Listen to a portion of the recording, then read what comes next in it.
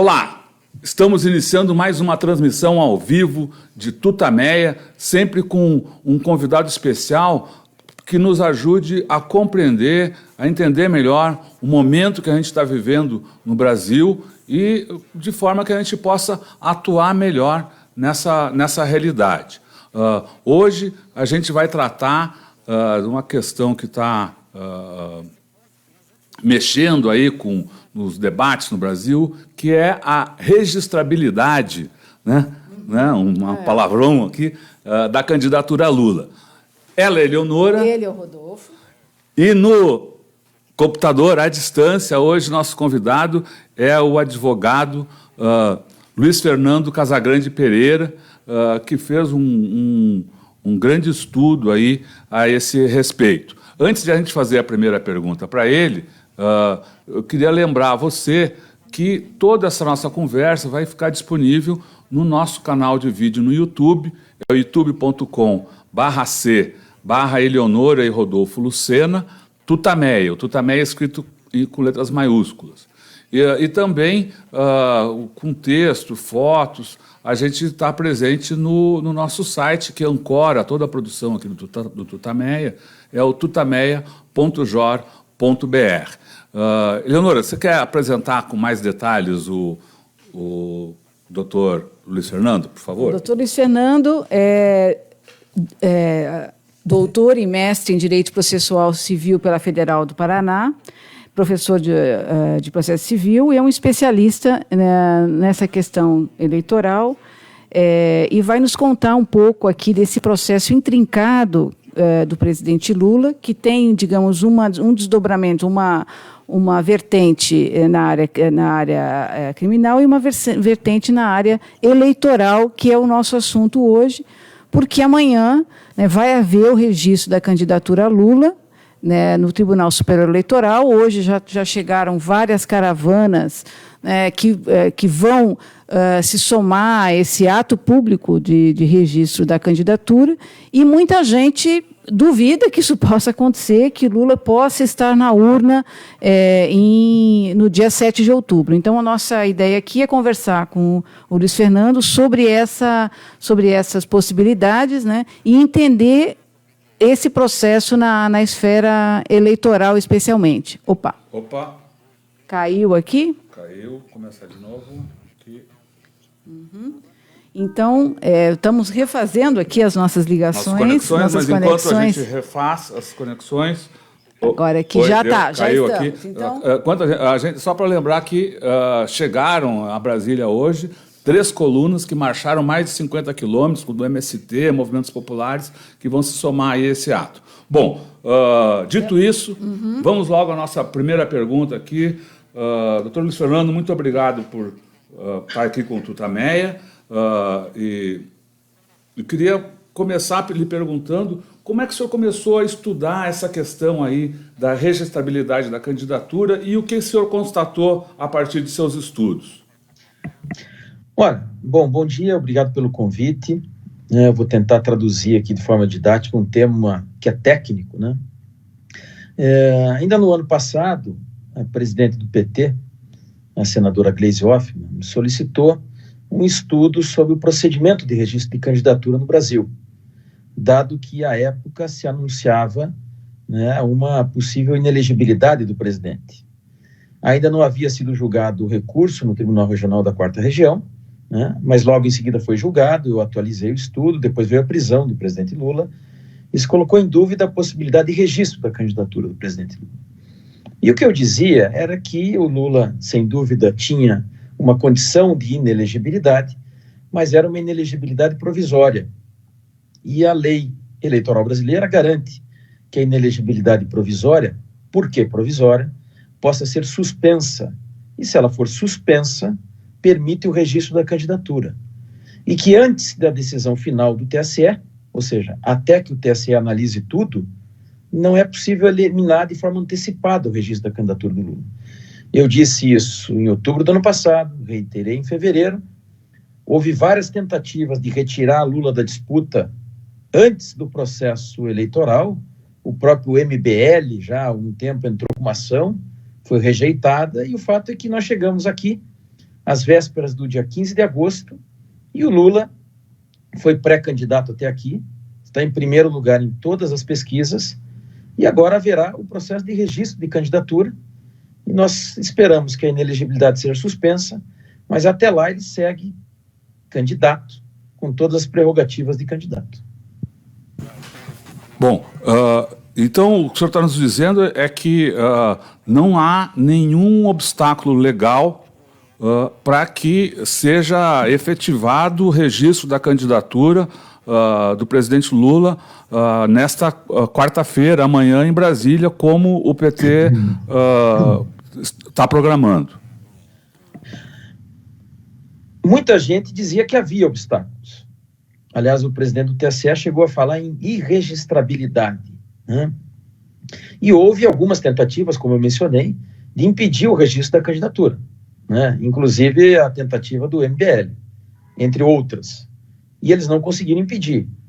Houve uma decisão da ministra Rosa Weber, uma decisão do ministro Fux e uma decisão de ontem do ministro Admar, todas estas decisões no mesmo sentido, para dizer que não era possível impedir antecipadamente o registro da candidatura Lula. E porque essas decisões foram favoráveis a Lula, é que Lula amanhã, por intermédio da coligação que o escolheu como candidato, fará o registro, normalmente, no dia 15 de agosto, como estava programado desde sempre pelo PT, há quase um ano que o PT vem dizendo isso, e amanhã, então, se concretiza aquilo que o PT vinha dizendo. Isso significa que o Lula vai estar até o final da disputa, que ele vai estar na urna, que vai estar no horário eleitoral? Bom, essas são outras conjecturas. Nós defendemos que sim, porque enquanto está sub júdice, diz a lei, ele pode praticar todos os atos de campanha, inclusive o horário eleitoral, e estar presente na urna. Agora, sem dúvida nenhuma, começa, a partir da manhã, uma outra discussão, que é até quando vai a questão no Tribunal Superior Eleitoral. Qual é o próximo passo? Porque a partir do momento do registro, alguém vai se levantar para tentar impugnar a candidatura. Hoje mesmo está no jornal que o Partido Novo já está pronto para entrar com uma ação retirando a candidatura a Lula. Qual o próximo passo? É reagir a isso? É buscar que Lula participe dos debates, grave? São várias frentes que vão se abrir agora a partir de amanhã? Isso, veja só. Haverá um prazo para impugnar, e desde o início nós esperávamos que houvesse impugnação, em razão da condenação que Lula tem em segundo grau, que é inegável, ninguém pode negar que haja essa condenação. E a partir da impugnação nós vamos apresentar a defesa, e apresentada a defesa em paralelo, junto com o Cristiano Zanin, nós vamos buscar no STJ e no STF a possibilidade de suspensão da inelegibilidade. Então haverá 3 frentes em que o presidente Lula vai buscar a confirmação do registro da sua candidatura. Uma no STJ, outra no STF e uma propriamente no Tribunal Superior Eleitoral. E no Tribunal Superior Eleitoral, tudo que o Lula quer é que o rito, o procedimento estabelecido seja seguido com todo o rigor, mantendo a segurança jurídica que é própria da Justiça Eleitoral. Nos seus estudos, o senhor chegou a encontrar casos semelhantes, ou que guardavam alguma similaridade a esse do presidente Lula, e nesses casos houve muitos eventos em que o candidato acabou participando de todo o processo, sendo eleito e empossado, não é isso? O senhor podia contar um pouco a esse respeito? É isso, na verdade são milhares de casos, né? Só em 2016 foram 145 prefeitos eleitos com o registro indeferido e que entre a eleição e a diplomação tiveram os indeferimentos revertidos. Na verdade, 7 em cada 10 desses prefeitos tiveram o indeferimento revertido depois da eleição. É mais ou menos isso que a gente sempre pleiteou, que fosse dado a Lula o direito de disputar a eleição, eventualmente com o registro indeferido, e depois tentar reverter o indeferimento entre a eleição e a diplomação, que é a jurisprudência segura do Tribunal Superior Eleitoral. Há um indicativo, pelo menos matérias veiculadas dão conta desse indicativo, que o TSE seria mais célere em relação ao caso do Lula e tentaria evitar que a reversão da inelegibilidade pudesse se dar mais à frente. Mas eu, sinceramente, acredito que o Tribunal Superior Eleitoral vai manter a sua jurisprudência e o presidente Lula terá direito de tentar reverter a inelegibilidade. Vai revertê-la? Esta é outra questão. A lei do ficha limpa diz que, se houver plausibilidade do recurso, a prudência manda suspender a inelegibilidade. Mas essa é uma discussão que vai se dar lá, nos processos criminais, comandados pelo Cristiano Zanin. Há uma expectativa em relação a isso, mas não há uma convicção de que haverá decisões favoráveis ao Lula. Bom, o Lula na urna hoje é o título de um artigo da presidente do PT, da Gleisi Hoffmann.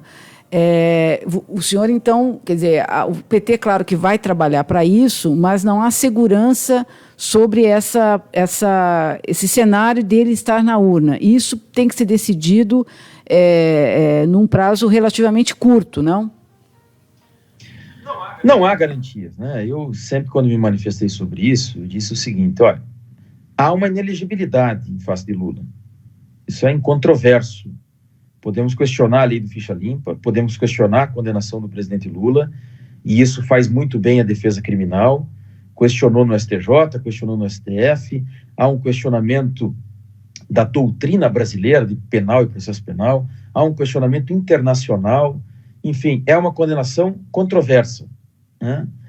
Agora, se essa condenação não for suspensa, ela gera uma inelegibilidade. A ideia é que haja uma suspensão da inelegibilidade no STJ ou no STF a partir de hoje, né? A partir do momento em que o Cristiano Zanin questionará essa inelegibilidade pelos caminhos próprios que são concomitantes à discussão do registro de candidatura. A questão da campanha, porque o presidente Lula tentou pediu para ir ao debate da Bandeirantes, isso foi negado, ele não está gravando, não pode gravar entrevista, não pode dar entrevista. Isso não fere os direitos, enfim, de um candidato? Como é que é a questão da visibilidade da campanha pode ser, isso pode ser encaminhado de forma mais forte a partir do registro? Olha, o artigo 16A da lei eleitoral diz que quem tem o registro subjúdice, ou seja, ainda sem decisão final, tem todas as prerrogativas do candidato, inclusive participar do horário eleitoral, debates, ter o seu nome incluído nas pesquisas e, inclusive, na urna eletrônica. Há uma particularidade: o presidente Lula está preso. Mas há precedentes, e eu já mencionei vários, que admitem, mesmo preso, a entrega do direito de participar da campanha, debates e horário eleitoral. Nos últimos anos, houve 10 casos de eleitos presos. Claro que todo mundo espera que o presidente Lula seja solto, participe da campanha, mas pode parecer estranho que ele preso tenha os direitos do candidato solto, mas estaria longe de ser inédito. Isso já aconteceu muitas vezes. Agora, saiu até na Folha de São Paulo, o Lula preso, na pré-campanha, foi referido como candidato a presidente da República 32 mil vezes pelos órgãos de imprensa, contra 16 mil referências a Alckmin. Então, preso ou solto, o fato é que Lula continua ainda sendo considerado candidato, tanto que tem 41% das intenções de votos no Vox Populi. Ciro Gomes, Alckmin, Bolsonaro e todos os demais candidatos rodam o país participando de sabatinas, debates e encontros e não saem do patamar em que estavam. Lula preso foi o único candidato que subiu nos últimos 6 meses. Então, o juiz Fávero, né? Favretto, o desembargador Favretto, ele estava com razão, então, imagino que seja a sua opinião, por respeito à isonomia, determinar a libertação de Lula para que ele pudesse participar dos debates e todos os trabalhos de pré-campanha e campanha como os outros candidatos, não? Olha, eu não analisei, não é a minha área, é um assunto que diz respeito ao Cristiano Zanin, até por respeito profissional eu não analiso as questões criminais, mas o que eu acho que houve ali, a partir da entrevista que deu ontem o delegado-geral da Polícia Federal, né, houve, digamos, movimentos estranhos, sem dúvida nenhuma. Muita gente diz que a decisão do Favreto estava incorreta, mas, como dizia minha avó, 2 erros não fazem um acerto. A decisão dele não poderia ter sido revogada por telefone, porque não tinha competência para tal, né? Então, eu acho que os movimentos articulados contra o cumprimento da decisão do Favreto acrescentam um elemento de corroboração à narrativa do PT e do presidente Lula, e que o caso dele não está sendo tratado como um caso como outro qualquer. Que há, digamos, um tratamento casuístico nesses processos criminais, o que aponta, dizem alguns, embora eu não acredite, para também um casuísmo lá no TSE. A conferir. Exatamente, essa era a pergunta que eu estava imaginando fazer logo em seguida. Quer dizer, espera-se que nos tribunais superiores, agora imediatamente no TSE e também no Supremo, que essas irregularidades venham efetivamente à tona e sejam revertidas, não? Sem dúvida, né? Mas sempre há uma expectativa da defesa. O presidente Lula, eu estive com ele algumas vezes, se mostra indignado, e ele espera, né? Ele disse que não trocava a liberdade, a dignidade dele pela liberdade, né? E ele espera que os tribunais superiores reconheçam a inocência, né? E há plausibilidade no recurso, tanto há que o próprio TRF da 4ª Região admitiu o recurso especial, ou seja, reconheceu que tem chance de ele ser julgado no mérito, e sendo julgado no mérito, pode redundar na liberdade, na inocência do presidente Lula por qualquer das teses articuladas no recurso. E o presidente Lula tem repetido que acredita nos tribunais superiores, né? O que nós estamos dizendo é que seria realmente algo muito ruim se a decisão inocentando Lula viesse depois da eleição. Porque se vier depois da eleição, não será realizada uma nova eleição para que o Lula inocentado possa disputá-la. Lula terá sido vítima de um processo revertido, mas cuja reversão veio depois da eleição e, portanto, gerou uma inelegibilidade irreversível na medida em que ele ficaria fora do processo eleitoral. Isso seria uma violência aos direitos políticos do Lula, mas, sobretudo, uma violência aos direitos políticos ativos, o direito de votar da maioria do eleitorado brasileiro, que tem feito consignar em pesquisas de intenção de voto a preferência majoritária pela candidatura do Lula. Isso poderia colocar em risco o próprio jogo democrático, a própria democracia. As eleições poderiam ser vistas como questionáveis por uma boa parte da população a partir dessa não participação do líder das pesquisas na urna? Olha, o Comitê da Organização das Nações Unidas, que analisa o caso do presidente Lula, que admitiu julgar o mérito do caso do presidente Lula, advertiu o Brasil, né, que, diante da perspectiva de julgamento de mérito, que o Brasil não impusesse ao presidente Lula nenhuma restrição, inclusive no ambiente ou no âmbito dos direitos políticos. É o artigo 25 mencionado lá pelo Comitê da ONU, né? Me parece que seria uma temeridade que, diante da perspectiva de julgamento de recurso pelos tribunais superiores e pela própria análise do caso pela ONU, né, e o Brasil é signatário do tratado, portanto está submetido à jurisdição por opção própria do Comitê da Organização das Nações Unidas, seria temerário que houvesse uma exclusão antecipada e precipitada da candidatura do presidente Lula, né? E a gente espera, enfim, que os tribunais brasileiros respeitem a perspectiva de êxito dos recursos, sejam os recursos internos aqui nos tribunais superiores, seja a apreciação do caso pela Organização das Nações Unidas, que se espere isso antes de eliminar a candidatura do presidente Lula. E acho sim que seria legítimo dizer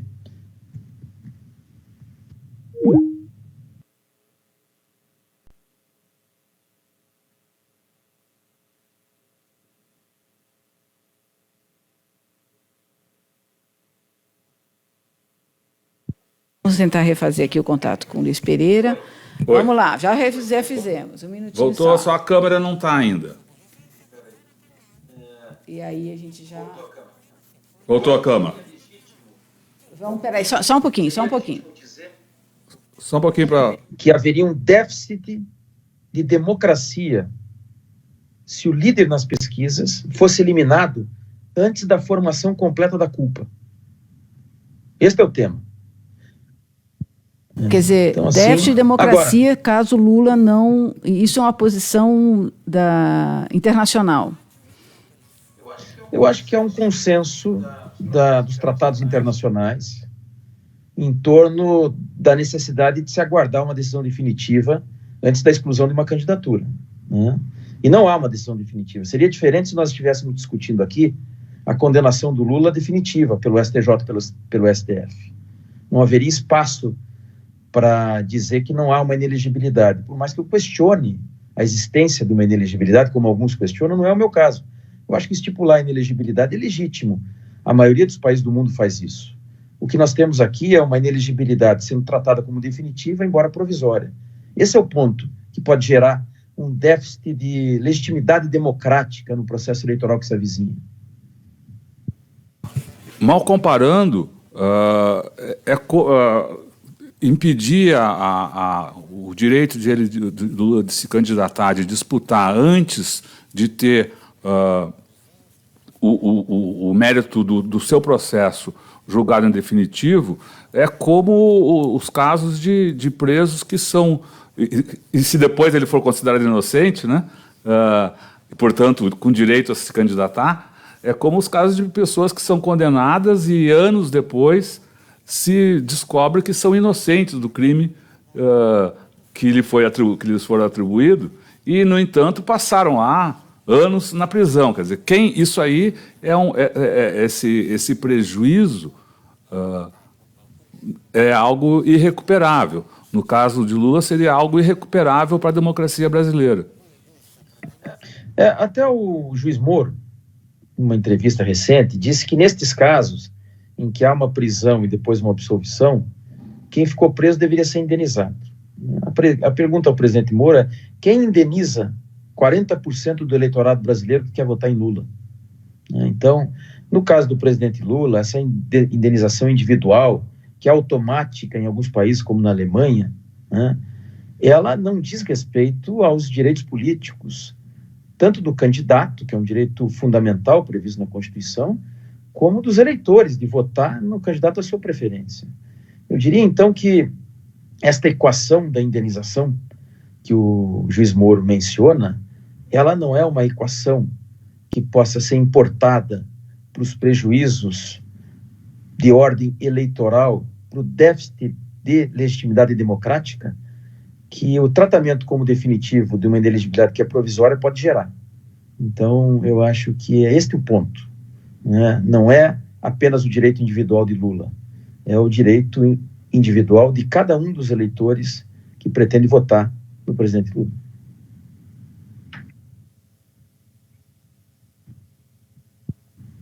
Oi, o senhor permite um pouquinho, a gente só sair um pouco dessa área mais jurídica. O senhor falou que esteve algumas vezes com o presidente Lula. Podia contar um pouco de como foram esses encontros, como o senhor o encontrou, a área em que vocês se reuniram, que conversaram, enfim. Imagino que todo o nosso público aqui está sempre muito interessado na situação mesmo do presidente Lula, né? Como ele está enfrentando tudo isso, enfim. Olha, o presidente sempre se mostra muito indignado, né, com a situação. Ele pergunta o que eu estou fazendo aqui, não cometi crime, tá?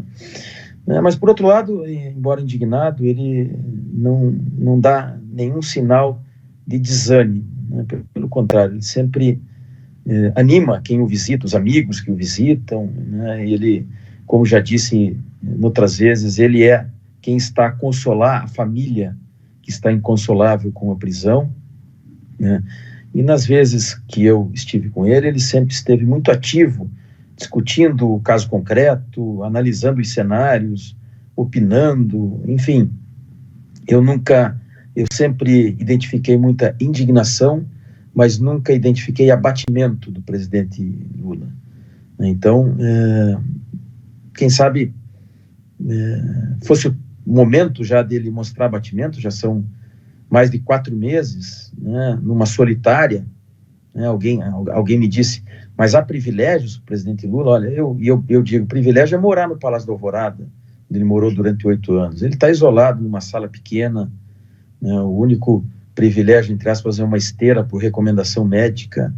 A juíza negou até mesmo o direito dele ter um frigobar nessa solitária que se encontra o presidente Lula. Então, eu diria que é espantoso, surpreendente que ele não mostre abatimento e que, apesar da indignação, seja sempre alguém a discutir de forma ativa e altiva os processos judiciais e mesmo esse cenário eleitoral que se avizinha. O senhor falou da juíza, da juíza das execuções penais, aí, que cuida do caso Lula. O senhor vê o comportamento dela como normal em relação a decisões de outros juízes em relação a demandas dos presos? Olha, eu acho que ela está sendo rigorosa e desconsiderando alguns precedentes sobre o tema. Quando ela impede o contato do presidente Lula com a imprensa brasileira, né, ela desconsidera uma série de precedentes em sentido contrário. Né. O presidente Lula não pode ser isolado, porque aí não está o direito do presidente Lula em jogo apenas. Está o direito da imprensa, da liberdade de informação, que é um direito subjetivo de todo o povo brasileiro. Alguém pode dizer que não há interesse público numa entrevista do presidente Lula? Ou seja, esse excesso de rigor não está em detrimento do direito individual do presidente Lula. Está em detrimento do direito de todo o povo brasileiro que está em conhecer, em seguir conhecendo as opiniões de alguém que está preso, mas não pode estar segregado do contato com o público, né? E nós até juntamos aí uma série de precedentes internacionais de políticos que foram presos, mas não perderam o contato com a opinião pública. Esse isolamento é um isolamento que não tem amparo legal e não tem nenhuma razão de ser, né? Até porque, como eu mencionei antes, esse isolamento causa mais curiosidade, e quanto mais curiosidade causa, mais o presidente Lula é citado como candidato, e mais citado como candidato, mais cresce na pesquisa. Então tem um efeito reverso daquele imaginado por quem impõe um regime restritivo de cumprimento da pena, um regime de isolamento que não é compatível com os precedentes nacionais e internacionais. Bom, esses exemplos internacionais, você pode falar um pouquinho para a gente desses exemplos que comparáveis ao presidente Lula? Parece uma situação tão inédita, mas a história já teve Não, outra. A gente citou o caso da prisão de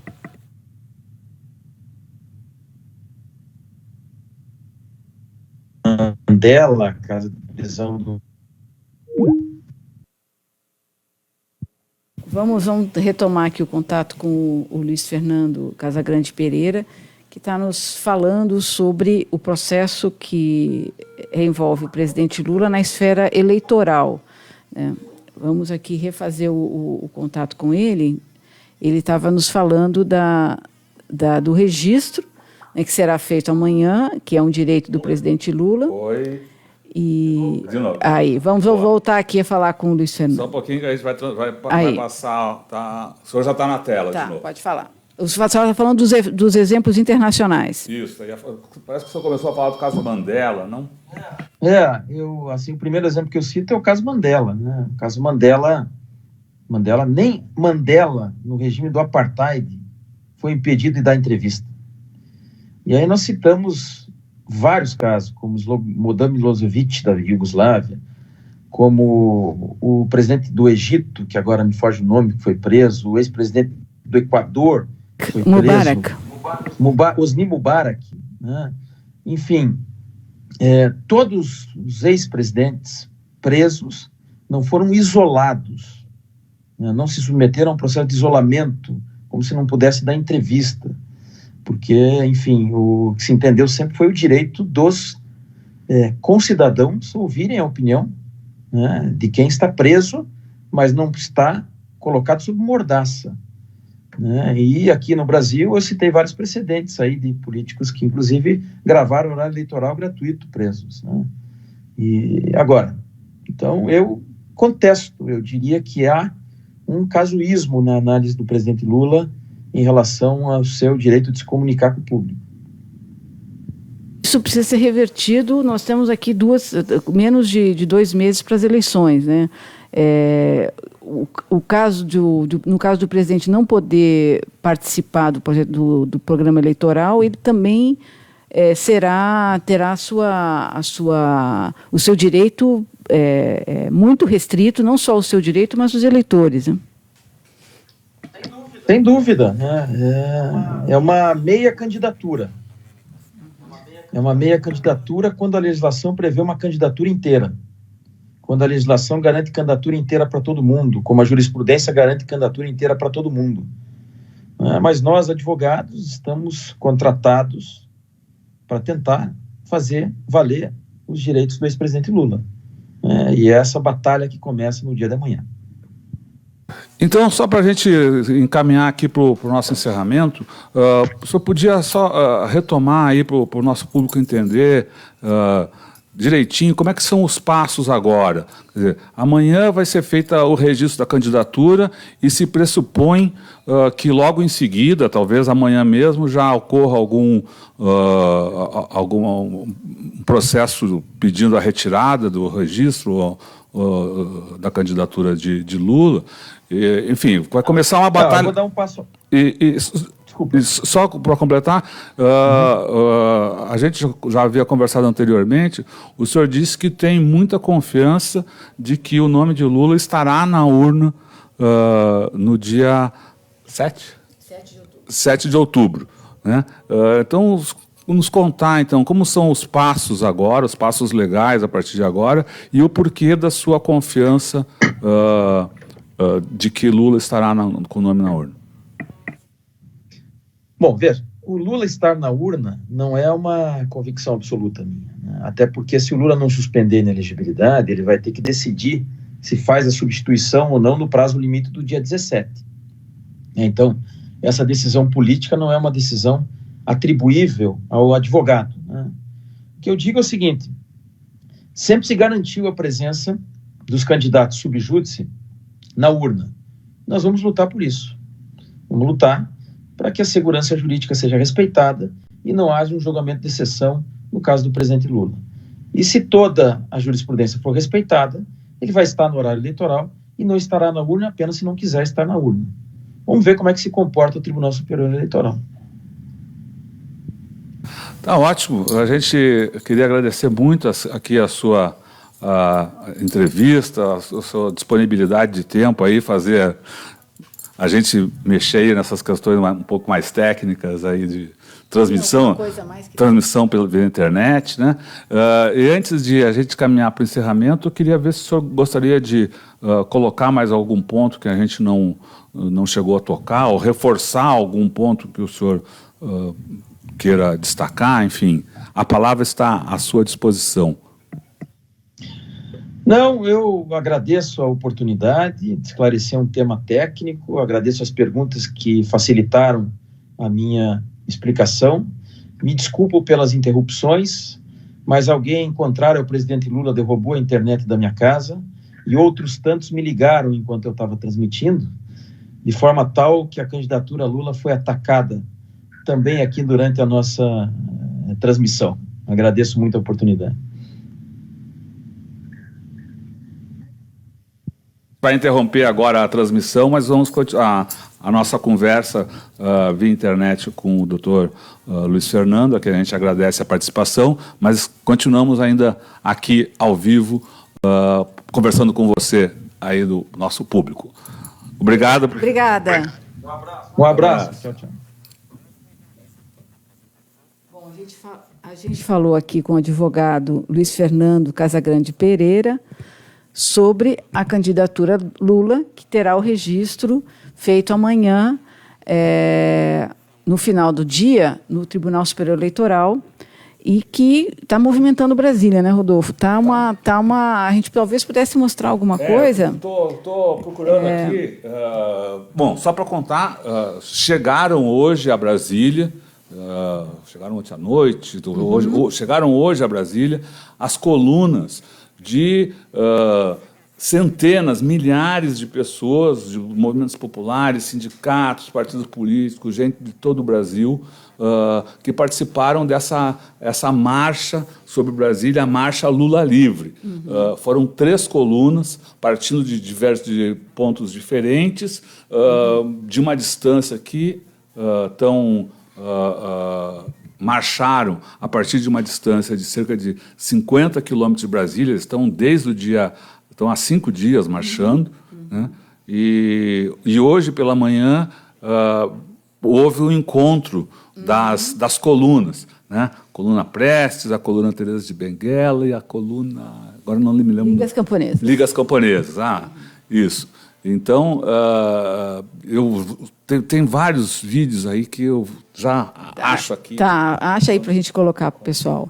Então, essa entrevista com o Luiz Pereira foi muito elucidativa, porque ele levantou vários casos no Brasil, né, sob a lei da ficha limpa, de candidatos que foram condenados em segunda instância e que puderam participar do processo eleitoral porque os processos ainda não tinham transitado em julgado e foi considerado em todos esses casos que não possibilitar a participação no processo eleitoral feriria direitos básicos do candidato e dos seus eleitores, e houve essa participação. E aí ele mostrou, então, que a lei garante, né, que Lula faça o seu registro amanhã e que precise participar e que participe do horário eleitoral e esteja na urna e possa ser votado, à luz de muitos exemplos brasileiros sob a sob a vigência da lei da ficha limpa.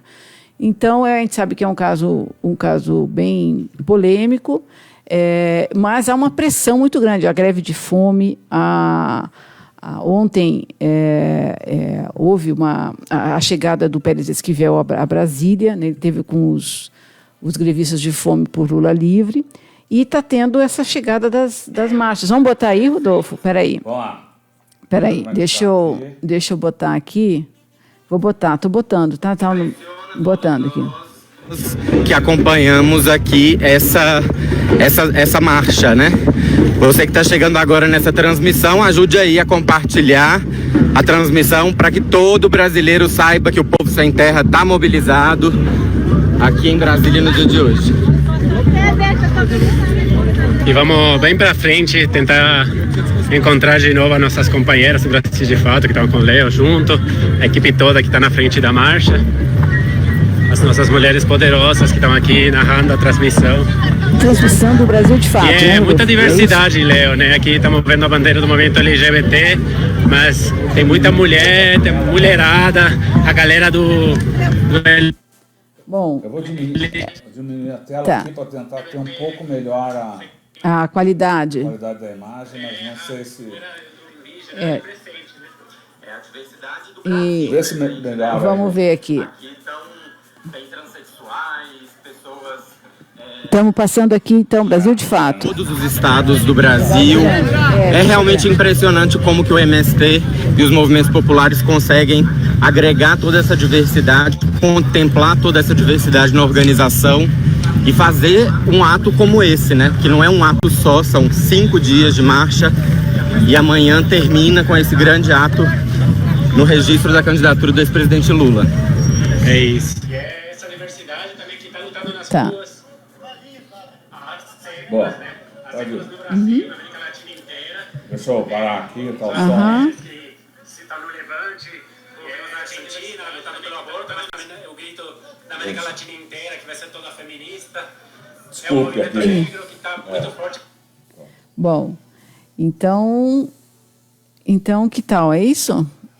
Fala aí, Rodolfo.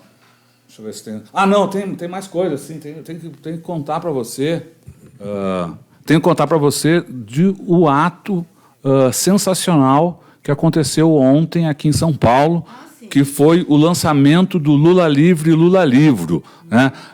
Você que acompanha aqui o Tutameia já acompanhou também a entrevista que nós fizemos com um dos organizadores, O Ademir Assunção. O Ademir Assunção, organizadores desse livro, que é uma obra única.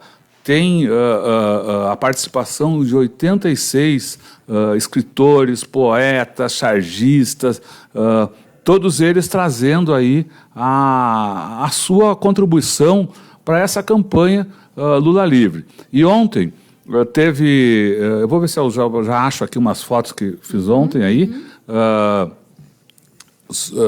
teve esse ato no Teatro Oficina, participaram centenas de pessoas, começou lá pelas 8 da noite, a partir das 7h30 abriram as portas e o povo foi chegando. Quem estava lá, Zé Celso, Chico César, Suplicy, Adriano Diogo, os escritores, os poetas, o poeta Rubens Jardim, lá, que foi meu colega.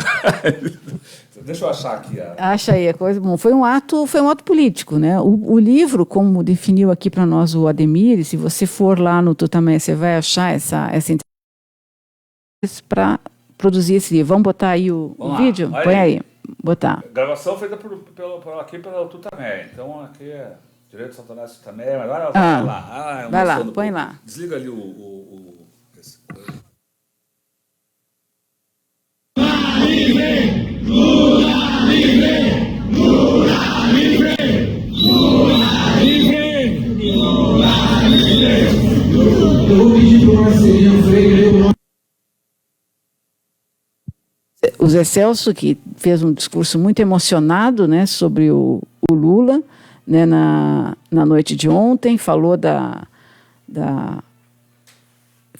atitude, da visão cósmica até do Lula, né, sobre da importância dele para o Brasil, comparou o Lula ao Getúlio, disse que o Lula, a defesa do Lula ultrapassa muito o próprio Lula, é uma coisa que diz respeito à democracia, à própria sociedade brasileira. Foi um discurso muito emocionado.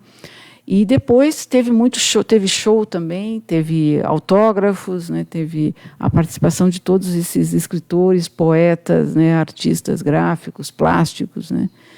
E tem mais fotos aí, Rodolfo? Só para dar uma noção aí para quem não conhece, também o Teatro Oficina é um espaço cultural maravilhoso que o Zé Celso e o Grupo Oficina está lutando para manter. É uma grande... ele é como se fosse uma grande passarela, né? Então você tá vendo aí o público está onde, em geral, ficam os atores, né? E nas laterais tem as arquibancadas lá. E aqui é um momento em que, lá no palco, lá de verde, lá na frente, está o Zé Celso, está falando lá.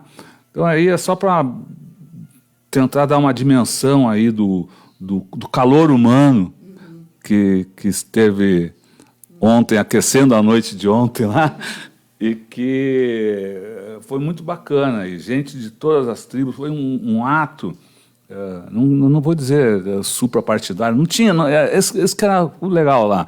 Foi um ato, não tinha partido, não tinha candidatura, não tinha partido, não tinha candidatura, era um interesse, uma mobilização das pessoas em defesa da democracia, que já disseram muitos, e a gente também aqui, defender a democracia hoje é defender o direito do presidente Lula ser candidato e, acima de tudo, como bem colocou aqui o nosso entrevistado de hoje, o advogado Luiz Fernando Casagrande Pereira, acima de tudo, é defender o direito das milhões de pessoas que hoje estão dizendo que gostariam de votar em Lula, de que elas efetivamente votem em Lula. Isso é um direito do povo brasileiro.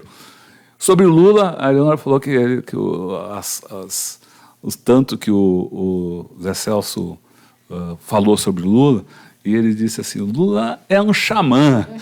É um xamã que traz a cura, né, para a sociedade brasileira. Né?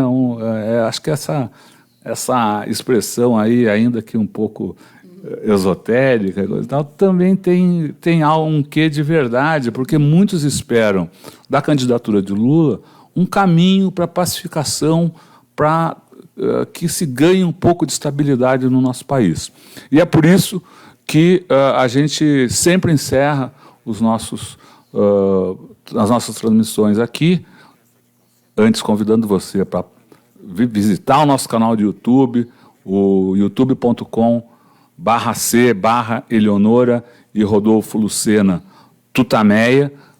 Se inscreva no nosso canal, daí você recebe notificações e coisa e tal. Sempre que a gente tem algo novo, a gente está sempre trazendo algo novo. Visite o nosso site, o tutameia.jor.br, e agora a gente vai para o nosso final tradicional, que é de arte e poesia, não é isso, Eleonora? É uma arte e poesia que está nesse livro Lula Livre, Lula Livro. É um contrapoema do Augusto de Campos, que a gente mostra sempre aqui, que exprime, enfim, a vontade aí de milhões de pessoas hoje no Brasil. Então, encerramos as nossas transmissões, né, com o contrapoema de Augusto de Campos, Lula Livre, que vai entrar na telinha agora. É isso aí. Lula Livre. Tchau, pessoal.